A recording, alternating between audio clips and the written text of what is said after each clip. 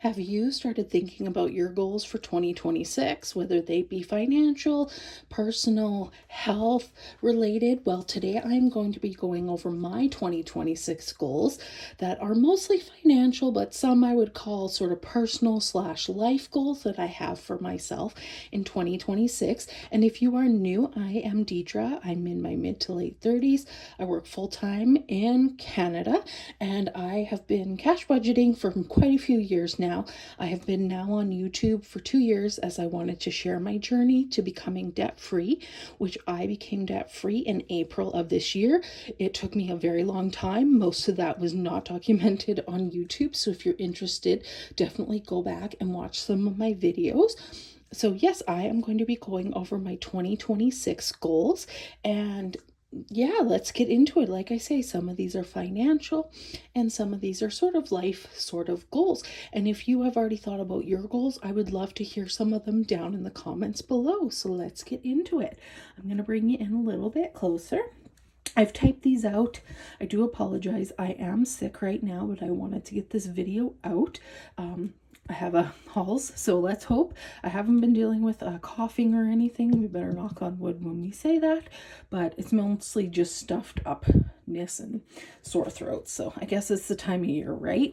So first, my first goal for 2026 is to contribute at least $5,000 to my RRSP. So in Canada, an RRSP is a registered retirement savings plan.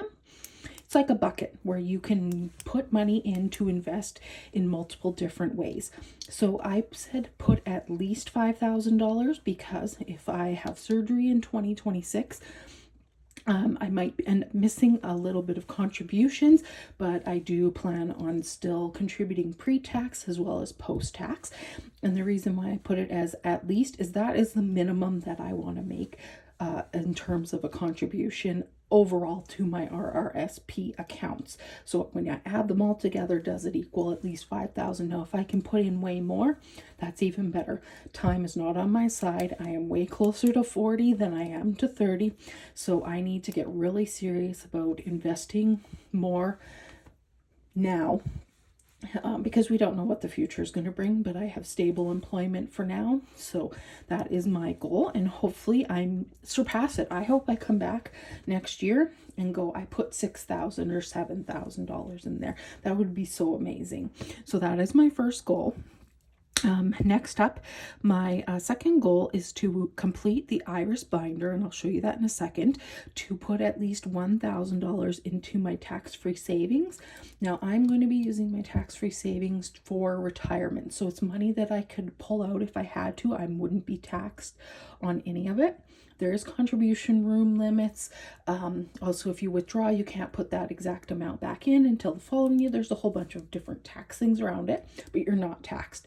So my goal is to complete this amazing binder from Iris, and that saves $1,000, and I'm going to be starting in 2026 putting money into here so that I can do a one lump sum payment into my tax-free savings, and hopefully I do not need to touch it. So the reason why I do put more into my RRSP, which you can be dinged on if you withdraw, there's a whole bunch of tax stuff around it, is because of my income. So I am at a level at which the RRSP makes more sense in terms of a tax benefit for me versus what I should be in retirement. Now, if I was in a lower tax bracket or a lower income, I would probably use a tax-free savings. But the temptation with the tax-free savings is that, again, you can withdraw it at any time. And as a spender by nature, I am trying to make it harder for myself to access money that I should not be accessing should something go sideways. So that is why I'm putting more into my RSP versus my tax-free savings. Plus, I think my goal will be to retire 1 year before I start collecting Canada Pension Plan. So I want to have money in this tax-free savings as basically a year's worth or more of expenses, so that it kind of covers that buffer. So again, I'm quite a ways away from retirement, but I'm doing what works for me. Next up is I want to get my emergency fund to at least $3,000. And at the time of my recording, I believe I'm at 1550, but let me just double check. I did switch up some binders. So if you're kind of like, oh, this is new, if you're a returning subscriber, you'll be like, oh, this is new. I have, yes, 1,400, 550. So by the end of the year, I should have at least another $100 in here. So my goal is to get to $3,000. If I could get more than 3,000, that would be amazing, of course. But that is my next stretch goal for myself, and I have been treating my emergency fund like a bill, and will continue to do so in 2026.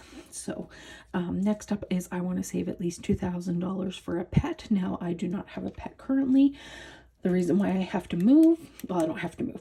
The reason I'm choosing to move is we are not allowed to have pets where I currently live in our condominium. They do not allow pets of any variety. I want to have a dog. I work from home most of the time. I don't have that big of a thriving social life. And so right now, to get sort of that pet fix, I see my parents' dog every weekend. Him and I are really buddies. We're pretty close buddies. So as well as my brother and sister both have dogs, so they can't even bring them over. I can't pet sit or anything like that.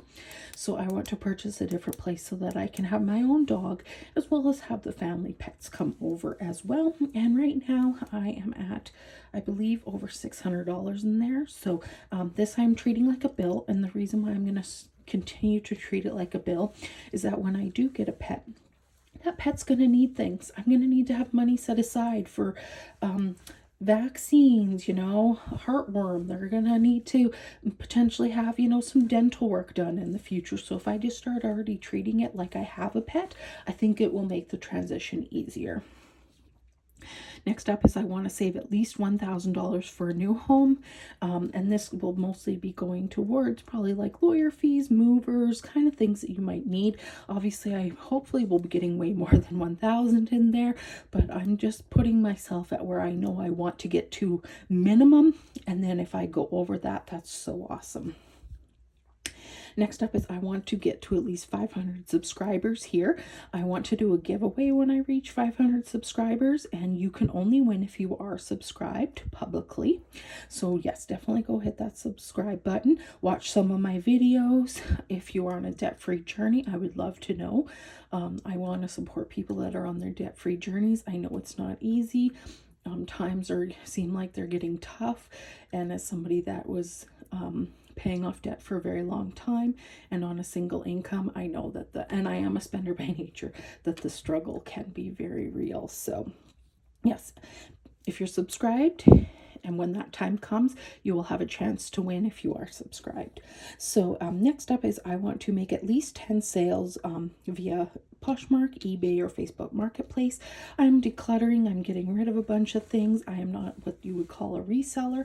I have been on Poshmark for over 5 years. It will actually be 6 years in January, and just decluttering some items I might have gotten for free, some might have been included with another purchase, etc. During my entire debt payoff journey, I got real serious about decluttering, getting rid of things. Even if it earned me $5 helped me pay down my debt even more. Also, I just found that I look at some purchases now and I'm like, oh my God, that was such a stupid purchase. I will never purchase that again. So it has helped me curb my spending in a lot of ways. So I want to make at least 10 sales. I think that's reasonable. I usually do at least one a month, and sometimes more depending on the month, depending on the items. So and sometimes in the summer it's a little bit slower. So that is the goal. Next up is that I want to pack up any unused items for a future move, and just to continue to declutter what I don't need, what I don't want to move. I have been collecting boxes. I have already started this process. I've packed up some of my bookshelf. I have packed up some of my DVDs. I've packed up some of my kitchen items. This will be my more winter project. So kind of going into early 2026 is even just like a box 1 or 2 nights a week. It doesn't even have to be a bunch of items. I have gone through clothes fairly in the fall and got rid of a whole bunch of clothes that either didn't fit, some had to be thrown out. I've gone through my shoes. I have to go through my boots, but when I used to work in an office all the time, yes, like I say, I'm a spender. My shoe size has not changed since I was 14, so that's one thing I know I could always buy. My dress size has changed multiple times since my early 20s. So, but when I did go into the office all the time, different shoes for different outfits, some of those shoes really should have been tossed a long time ago. They were super worn, super cracked. Now I just have to go on to my boots, and living in Canada, well, we can have winter for 6, 7, 8 months. So I will be going through those next. I have gone through a little bit of them. So I've already been starting this. I just want to continue the movement of it. And then when it comes time to move, it won't be such a daunting task to pack up things, to declutter things, to get rid of things.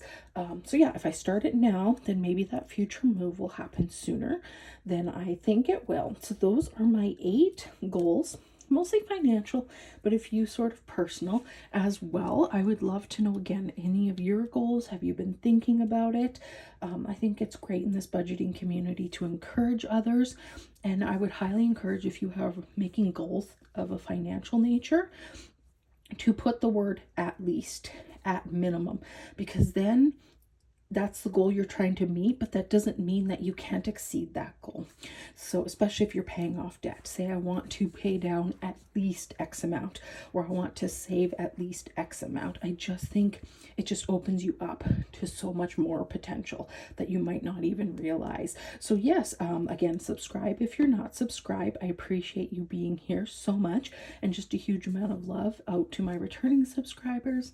Thank you so much for engaging with my content. I really appreciate you all, and I hope you stick around and check out my next video coming out soon. Bye everybody.